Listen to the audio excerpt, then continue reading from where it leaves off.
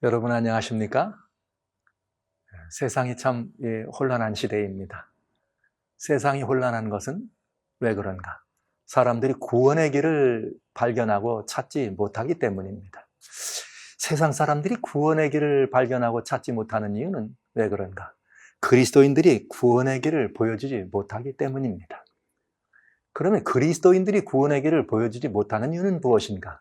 그것은 그리스도인들이 이 삶과 세속에 매여서 그들 스스로가 매여 있는 삶을 살아가기 때문에 구원의 길을 세상에게 보여주지 못하고 있는 것입니다. 그리스도인들이 매여 있는 이유는 무엇인가? 그것은 주님의 약속을 믿지 않기 때문입니다. 주님의 약속을 믿지 않고 우리는 그저 믿노라고 고백하는 것으로 우리의 신앙의 모든 것을 다 이렇게 완성시키거나 완수하는 것으로 생각합니다.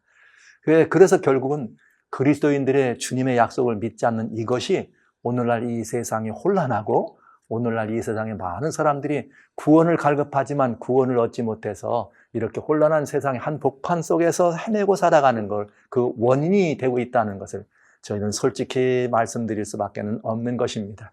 그래서 이것은 교회의 문제입니다. 세상에 산적한 많은 혼란의 문제는 세상의 문제가 아니에요. 교회가 문제예요. 왜 그런가? 교회는 세상에게 그 모든 것들을 보여줘야 합니다. 열방의 빛으로 존재하는 것이 교회입니다.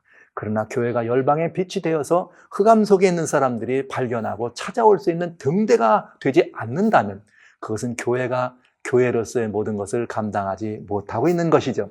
교회가 교회로서의 그 모든 직분을 감당하지 못한다는 말은 바로 그 교회를 구성하고 있는 그리스도인들 덕택입니다. 그리스도인들이 말씀드린 것처럼 예수님의 아름다운 약속을 믿음으로 영접하고 그 약속을 주장하고 그 약속대로 살지 않기 때문에 그런 사람들이 모여있는 교회가 빛이 될 수 없습니다. 그 빛이 없는 교회가 세상을 향하여 비칠 수가 없는 것이죠. 결국 우리는 솔직하게 이런 말씀을 드릴 수 있습니다. 세상의 혼란의 모든 문제는 바로 교회의 문제다. 교회의 그런 모든 문제는 누구인가? 교회를 구성하고 있는 그리스도인 우리들의 문제입니다. 우리들은 왜 이렇게 예수 믿는 사람들이라 얘기하면서 여전히 매여 살아갈까요? 저는 지난번에 누가복음 13장에 나오는 회당 안에 있는 한 여인 18배나 구부러져서 정말 이 귀신 들려서 이렇게 어려움을 겪는 사람을 풀어주는 예수님의 얘기를 저희는 드렸습니다. 그러나 그 얘기는 그때 당시 예수님 당시에 있었던 유대인의 얘기가 아니라 오늘날 이 시대 우리들의 얘기라는 말씀을 드렸어요. 왜 그런가? 그건 분명합니다. 우리는 오늘날처럼 이렇게 많은 교회당이 있는 때를 살아본 적이 없습니다. 오늘날처럼 이렇게 많은 성경책을 읽고 성경을 주장하는 시대는 없었습니다. 그럼에도 불구하고 오늘날처럼 교회라고 하는 이름에 나와 있지만 그리스도인들이 앞장서서 메인 모습을 보여주지 않습니까?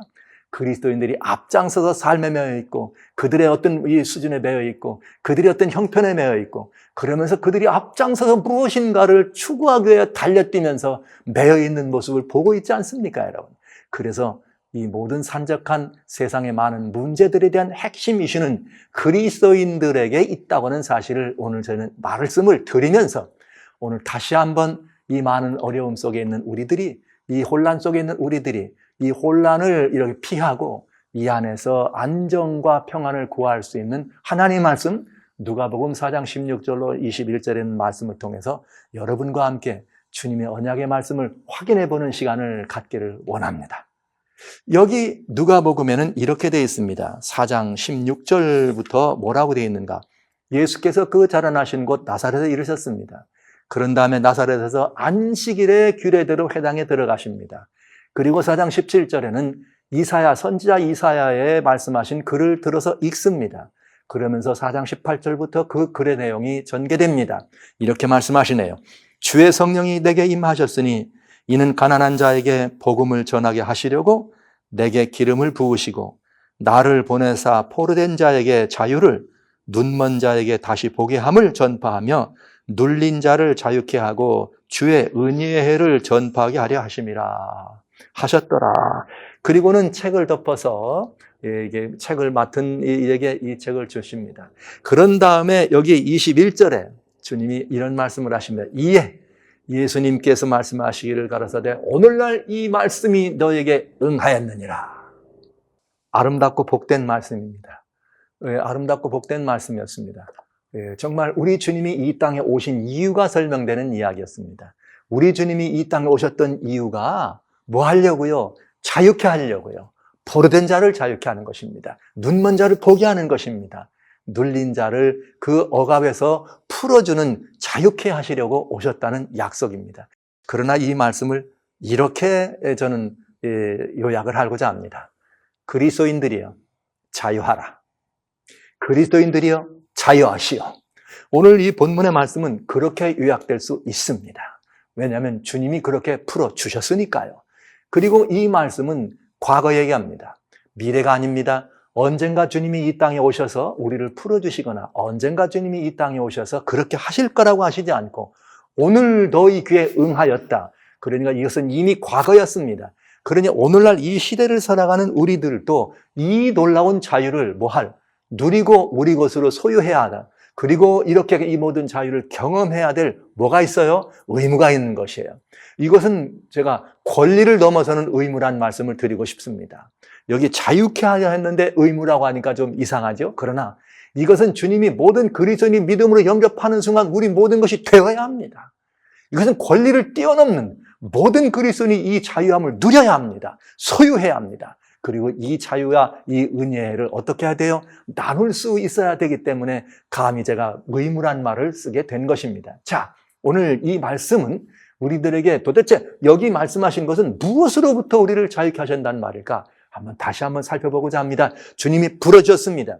어디서 우리를 부르셨는가? 첫째는 포로된 자유를 자유케 하신다네요. 여러분은 무슨 포로가 되셨어요? 여기 이때 당시는 누구입니까? 이들은 로마의 포로가 된 유대인들일까요? 아닙니다. 여기 포로가 됐다고 하는 말은 사단의 포로가 됐다는 얘기죠. 이게 영적인 의미입니다. 우리 그리스도인들이 지금 여기 이 말씀을 뭐라고 이해할 수 있어요? 사단의 포로된 사람들, 이 세상의 다양한 어둠의 형편에서 포로된 모두를 의미하는 것입니다. 나는 아니라고 말할 수 있을까요? 저는 오늘 많은 그리스도인들을 바라보고 있습니다. 그들은 여전히 예수님을 믿노라 고백하고 하나님은 된 교회를 나와서 그 자리에 자리하지만 여전히 영적으로는 매여있는 사람들을 볼 때가 너무나 많습니다. 그리스도인들이시여 자유하시오. 우리는 사단과 그 어둠의 모든 권세로부터 벗어난 사람들입니다. 만약 우리가 벗어났다면 우리는 어떤 모습을 보여야 할 것인가? 이런 모습을 보여야 합니다. 첫째로 우리는 율법의 정죄로부터 자유한 모습을 보여야 합니다. 여러분, 어둠은 우리들에게 무엇으로 우리를 억압하는가? 사망 권세를 가진 것이죠. 왜요? 로마서 6장 23절에 죄의 삭은 사망이라 그랬으니까 범죄하는 모든 사람들 아니면 모든 사람들을 대하여 인생은 범죄한 연으로 말미암아 죽을 수밖에 없어. 죽어야 돼. 누가 주는 이 위협입니까? 어디로부터는 위협입니까? 사단으로부터는 위협입니다. 그러나 우리 주님은 말씀하십니다. 이렇게 말씀하십니다. 내가 너희를 자유케 하려고 자유케 했다. 이 말씀은 무슨 말인가? 여기 히브리서 2장 15절에 말씀하시기를 내가 육신에 매여 육신이 이렇게 평생 매여서 종처럼 사는 우리를 놓아주기 위해서 한결같이 우리와 같은 모습으로 오셔서 우리를 주님이 죽으심으로 말미암아 부르셨다고 약속하신 것입니다. 자, 주님은 부르셨다고 얘기합니다. 사단은 아니라고 말합니다. 누구의 말을 따르시겠습니까? 주님은 우리를 이 사망 권세로부터 건져내기 위하여 내가 이 땅에 와서 너희와 같은 모습으로 와서 내가 대신 죽음으로 말미암아 너희를 그 사망에서 건졌다고 말씀하신 것입니다. 그러면 사단은 뭐라고 말합니까? No, 죄의 삭은 사망이야. 그대는 죽어야 돼. 이렇다면 우리는 어디서 벗어나지 못한 사람들이에요? 아직도 율법의 정죄에서 벗어나지 못한 사람들이 되고 있는 것입니다. 사단은 늘 그렇게 우리를 정죄하려고 되어듭니다. 많은 그리스도인들이 여기에 매여 있습니다. 우리가 살아가는 모든 삶의 변방 속에서 예수님을 믿는 사람이 살아가는 삶의 변방 속에서도 어둠은 항상 그 곁에 찾아옵니다. 그리고 너는 죽을 운명이야. 너는 죽을 인생일 뿐이지. 그때마다 그리스도인들은 아니야. 나는 그렇잖아. 주님이 나를 돌아가셨어. 말은 그렇게 얘기하는데 여러분 정말 우리의 삶의 모습은 그렇습니까? 오늘 많은 그리스도인들이라 우리가 받아가면서 우리는 정말 사망으로부터 자유로운 사람이 됐습니까? 여러분은 어떻습니까? 여러분은 사망으로부터 자유로운 사람이 되었습니까? 어떠세요? 죽음이 두렵지 않습니까? 만약에 죽음이 조금이라도 두려운 존재라면, 그래서 여러분이 무섭고 두려워서 그 죽음을 피하고 싶은 존재로 생각한다면 여러분은 아직 사망 권세로부터 벗어나지 않은 분입니다. 바로 사단은 이렇게 우리를 이 포로로 잡고 있는 것이죠. 사망 권세를 가지고 그렇게 어둠의 권세가 우리를 장악할 때 주님은 말씀하십니다. 내가 이 사단의 포로로부터 그대들을 자유케 하려 왔다. 그리고 이것이 응했다고 말씀하시는 것입니다. 그리스도인들이 이 약속의 말씀을 믿는 것만이 여러분 자신에게 희망이요 인류에게 희망이라는 사실을 기억해 주시기 바랍니다. 여러분, 우리는 어디에 눈이 멀었는가? 눈이 멀은 자를 주님이 열어주셨습니다. 뭐에 눈이 멀었습니까, 여러분? 그저 앞을 진짜 못 보는 단순한 소경들만 열어주려고 하신 말씀일까요? 그렇지 않습니다. 육신적으로 앞을 못 보는 사람들만이 아니죠. 여기 주님은 종종 그런 말씀을 하십니다. 보아도 알지 못해. 들어도 깨닫지 못해. 이 영적으로 어두워졌단 말이죠. 신령한 걸 구분하지 못한다는 것이죠. 우리는 눈에 보이는 것만 깨달으려고 하고 보이지 않는 이면의 것들은 볼 수 없는 사람입니다. 우리는 또 우리 주변에 일어난 일들은 바라볼 수 있지만 그것이 왜 일어나는지에 대한 깨우침은 없다는 것이죠. 그래서 눈먼 자를 보게 한다고 하는 것은 우리가 현실 세계에 매여 있었기 때문에 육신적인 것, 일상적인 것만 바라보지 보다 더 영원한 것, 미래에 있을 것, 그리고 지금 이 모든 일이 일어난 일의 배후에 있는 영적인 이치나 또 여러 가지 다양한 그런 것들을 보지 못하는 우리들의 눈먼 상태를 주님은 바라보시고 이제는 좀 이 땅에 일어난 일들만이 아니라 영원한 것을 향하여 눈이 좀 열리라고, 그리고 우리들이 바라보이는 세상의 현실적인 것들만이 아니라 그저 그 이면에 있는 것도 좀 바라보라고 주님이 우리의 눈먼 것을 열어주셨다고 말씀하시는 것입니다. 그래서 우리는 여기 이렇게 이 모든 이 어둠의 이 권세가 우리들에 가져다 줬던 이런 연약한 많은 것들로부터도 우리는 자유함을 얻어야 합니다. 사망으로부터만 자유로운 사람들이 아닙니다. 우리는 마태복음 8장 여기 주님 말씀하신 것처럼 뭐라고 말씀하셨는가? 16절로 17절에 무엇을 주님 말씀하셨는가? 똑같이 이사야의 성경을 주님께서 말씀하시면서 이렇게 말씀했습니다. 우리의 연약함과 우리의 모든 이 질병들을 짊어지셨다고 말씀하십니다. 이 말씀은 무슨 말씀인가? 우리 인생의 연약함, 우리가 다시 연약해지는 것은 여러 가지 다양한 연유 때문이죠. 우리가 그 연약해지고 질병이 있고 질고가 있습니다. 우리 많은 분들이 이런 모든 연약함 때마다 다양한 의원들이 많습니다. 우리들이 유행하는 말은 이런 말이죠. 백약이 무효요, 백의원이 무효다.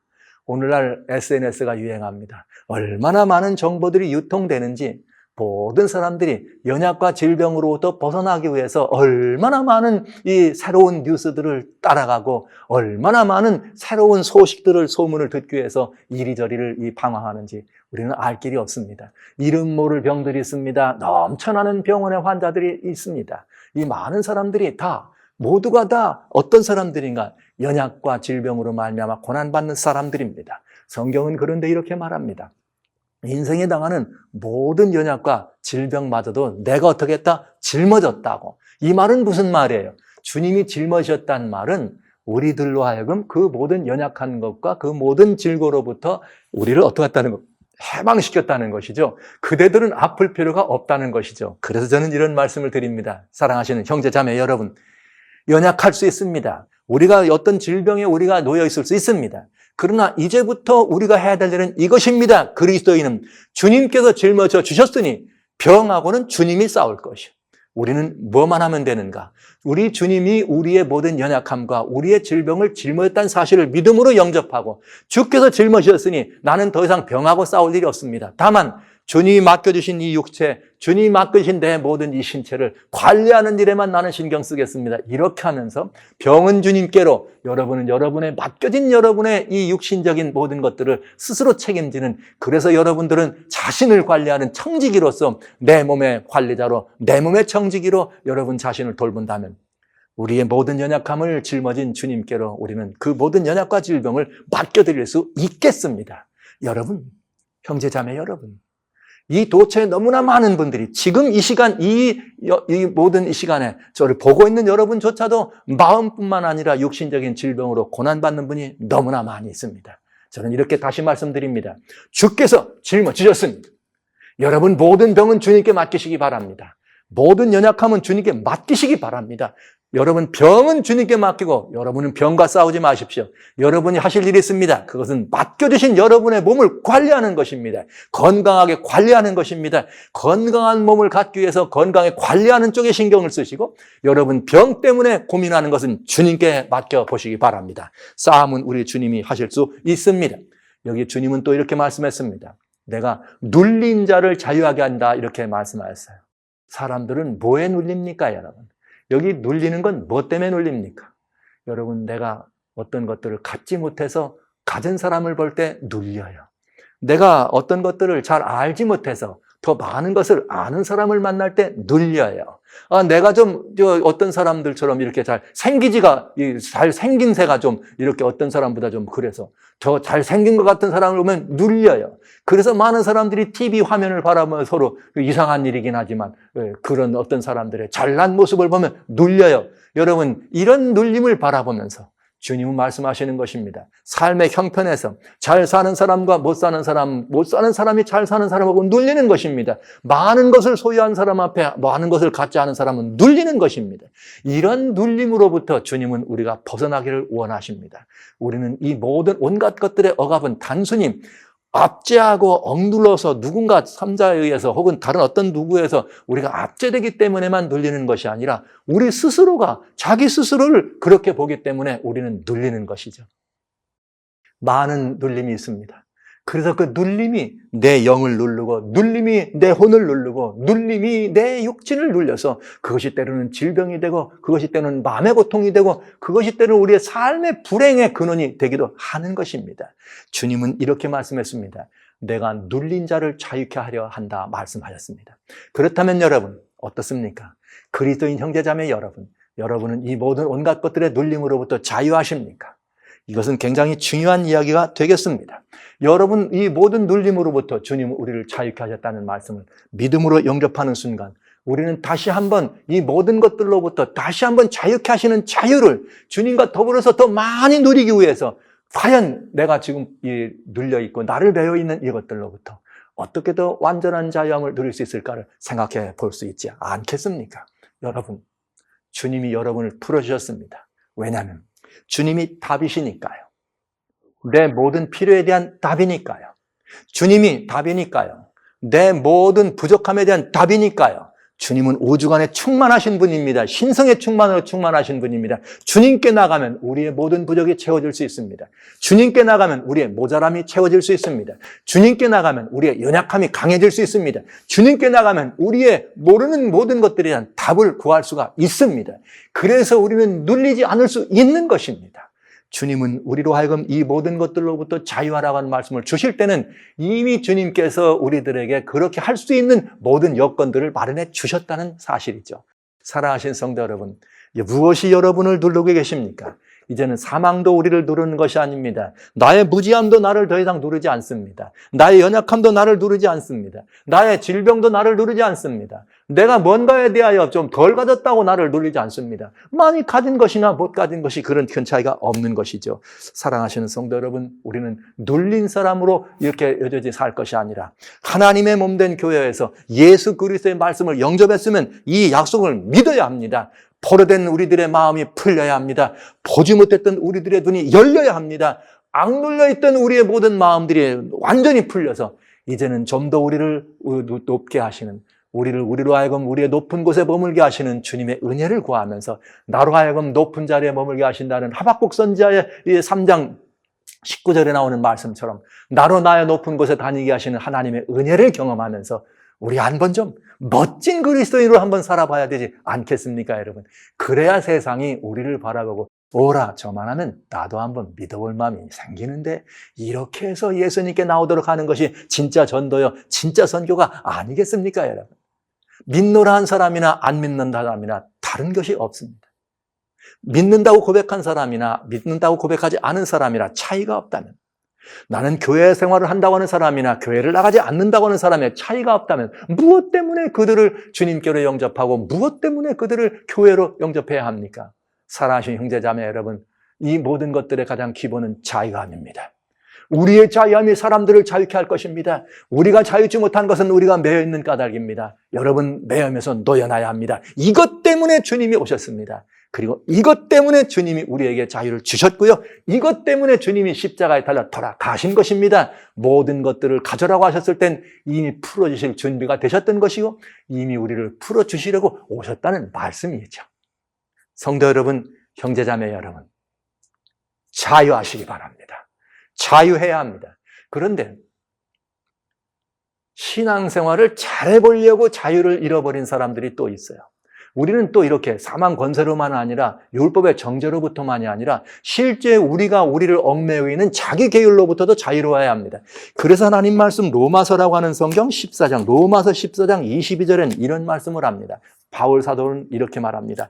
자기의 의롭다 하는 바로 자기를 책하지 않는 자, 즉 내가 옳다고 생각하고 정해놓은 기준, 내가 이뤄야 되겠다고 생각하는 내 나름대로의 어떤 목표, 이런 모든 내 계율에 따라서 거기에 이루지 못했다고 나를 책하지 않는 사람은 복이 있다 그랬어요. 저는 많은 그리스도인들이 이 부분에서 실패하는 걸 봅니다. 신앙생활 잘하려고 하는 사람들이에요. 뭔가 더 경건한 삶을 살아보려고 애쓰는 사람들인 것으로 압니다. 그런데 이런 분들이 이래요. 나는 하루에 한 번씩 뭘 해야 되겠어. 나는 하나님을 믿으니까 하루에 1시간은 성경 보고 1시간은 기도하고 1시간은 전도할 거야 했는데 그게 잘 되나요? 사람 살아가는 이치가 그리 똑같지는 않습니다. 상황이 언제나 일정하지는 않은 것입니다. 그래서 우리들이 살다 보면 늘 그런 삶에 내 나름대로의 기준에 못 미칠 때가 있죠. 그러면 아침에부터 찬송을 하고 아침에 말씀으로 함성하고 기도가 넉넉할 때는 오늘은 좀 구원이 넉넉한 것 같다가도 오늘은 좀 아침에 바빠가지고 말이죠. 찬송도 좀 덜하고 오늘은 좀 이렇게 말씀 시간도 좀 적었고 오늘 기도 시간도 적었고 혹여 어떤 분들은 아침 새벽 기도에 성전에 갔다가 목사님 말씀이 조금 길었는데 마음이 조마조마 불안해가지고 얼른 끝나자마자 집으로 달려오고 이러면서도 뭐 이렇게 이 마음을 썼으나 그래도 오늘은 좀 모든 것들이 넉넉해 보이면 구원이 더 많이 풍성해진 것 같고 기분이 좀 넉넉해지다가도 오늘은 좀 초조하게, 오늘은 좀 급해서, 오늘은 좀 쉽지 않아서 그런 일이 없으면 오늘은 구원이 좀 절어들고 나는 오늘은 좀 구원을 좀 뺏긴 것 같은 그런 느낌을 들지 않으십니까? 만약에 그렇게 살고 있다면 여러분은 하나님을 잘 모르시는 것입니다. 여러분은 예수님의 사랑의 의미를 오해하신 것입니다. 주님은 도덕적인 하나님이 아닙니다. 우리가 어떤 잘하고 우리가 못하는 거에 따라서 우리에게 상급을 넉넉히 주고 상급을 후하게 줬다가 상급을 뺏거나 상급을 또 이렇게 부족하게 주시는 그런 분이 아니라는 것이죠. 주님은 저 태양을 악인에게나 의인에게나 고루 보내주십니다. 주님은 저 비를 악인에게나 의인에게나 고루 보내주십니다. 주님은 혹시라도 은자와 은혜를 모르는 사람에게도 주님은 은혜로운 분이십니다. 우리가 어떻게 하느냐고 내 나름대로 계획을 정해놓은 것 예쁜 마음인 것만은 사실입니다. 그러나 내가 정해놓은 목표에 오르지 못한다 그래서 주님이 그래 너가 그런다더니 그것도 못하지. 그래서 우리를 이렇게 주님이 책하신다면 그분은 도덕 하나님으로 하나님을 믿는 분이 되는 것이죠. 저는 그런 말을 많이 들어요. 어떤 분들은 주님의 날에 하나님의 몸된 교회를 참석 안 했더니 그날 집에 뭐 밖에서 무슨 일이라 다리를 부러졌다. 내가 그날 교회를 안 가가지고 이 주님의 날을 성수하지 않았더니 하나님께 벌 받았다고. 그런 하나님을 믿으시는 분도 많으세요. 또 어떤 분들은 하나님의 몸된 교회에 나가가지고 내가 말이야 지난달에는 이렇게 하나님께 뭐가 좀 잘 돼가지고 하나님께 넉넉히 헌금을 드렸는데 이달은 좀 내가 좀 형편이 그래가지고 못 드렸더니 하는 일이 잘 안 된다고. 우리 하나님이 그런 하나님이실까요? 우리 주님이 그렇게 우리들에게 이 모든 말씀을 주셨는지요? 주님은 우리들이 스스로 옳다고 생각하는 바로 내가 만들어놓은 계율에 내가 매어서 그 계율에 오르지 못했다 해서 구원이 있다가도 없다가도 없다고 하는 그런 믿음, 그런 신앙을 원하시지 않으셨습니다. 그래서 사도 바울은 우리들에게 그렇게 말하는 것입니다. 자기의 의롭다 하는 바로, 자기가 옳다고 하는 바로, 자기를 책하지 말고, 자기를 정죄하지 않는 자는 복이 있다.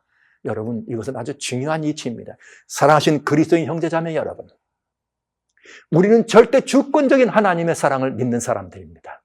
우리는 예수 그리스도께서 우리의 처지와 형편이 어떠함에도 불구하고 우리를 그 모든 삶의 변방에서 자유케 하신 분임을 믿는 사람들입니다. 믿어야 합니다. 그런데요, 이 자유를 정말 여러분 믿고 이 자유를 자기 것을 소유할 수 있는 데는 매우 중요한 원칙이 있습니다. 그 원칙은 무엇인가? 여기 누가복음 4장에 그 원칙이 나옵니다. 이렇게 나오네요. 주의 성령이 내게 임하셨어요. 그리고 이 모든 사람들에게 임하신 이유가 가난한 자에게 복음을 전하게 하시려고 성령이 임하셨습니다. 그러니까 여러분, 여기 이 포로에서 노연하고 이 눈먼 상태에서 보게 되고 눌린 상태에서 벗어나려면 어떤 사람이 이것을 누릴 수 있느냐?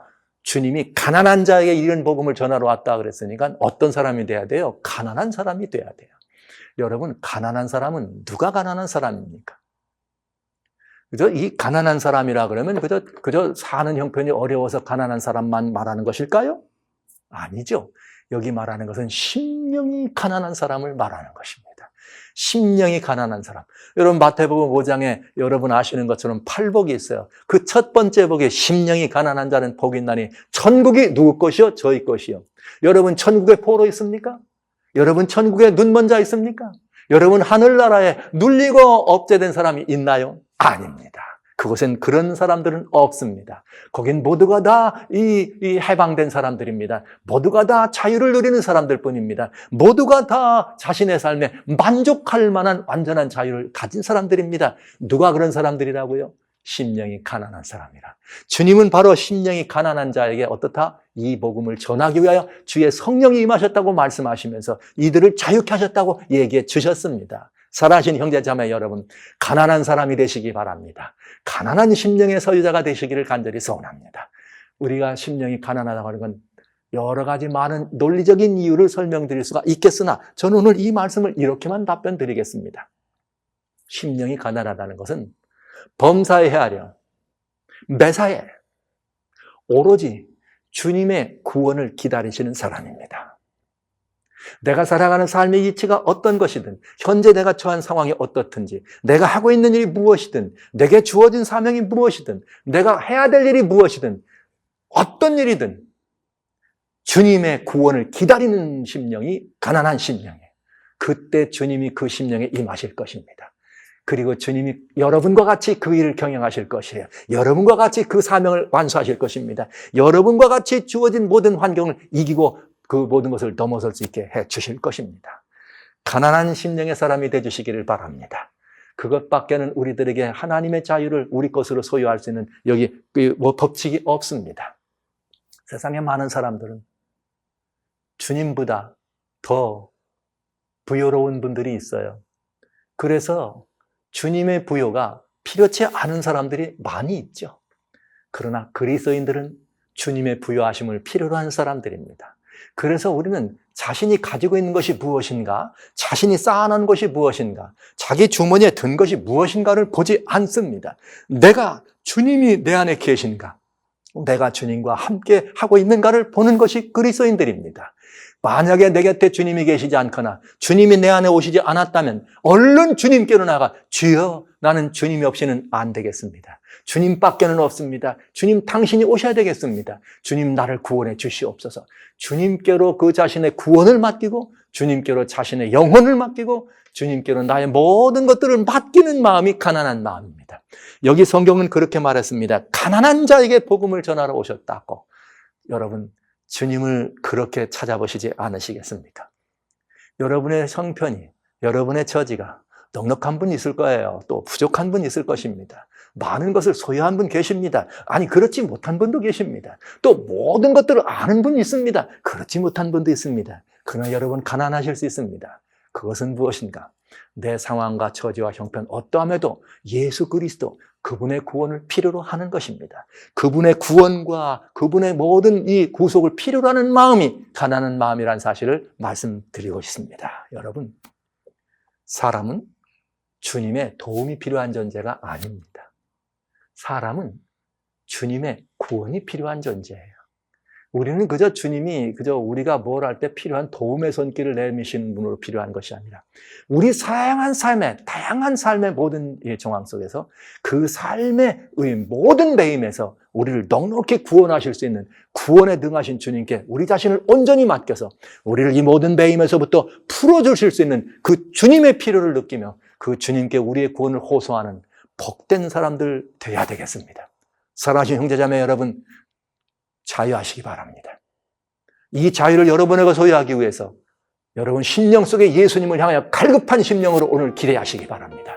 주님을 기대하는 자, 주님을 기다리는 자, 주님께 갈급한 자, 주님을 향하여 목마른 자는 자유함이 있을 것을 확신합니다. 주님의 자유가 여러분 모두를 온전하게 이렇게 장악하셔서 그리스도인으로서 자유를 누리시는 성도 여러분 되주시길 주의 이름으로 축원합니다.